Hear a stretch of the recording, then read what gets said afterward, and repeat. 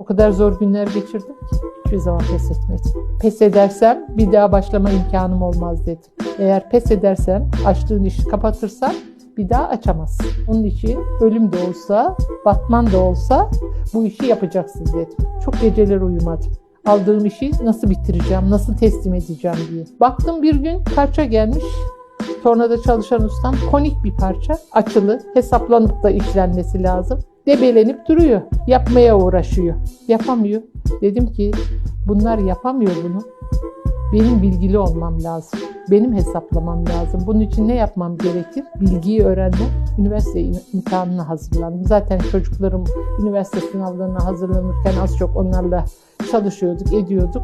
47 yaşında filan üniversite sınavına girdiğimde. İstediğim yeri kazandım. Erciyes Üniversitesi Makine Meslek Yüksekokulu 2. eğitim. Gündüz çalışıyor, akşam okula gidiyordum. 49 yaşında okulu bitirdik. Ben yola devam ettim.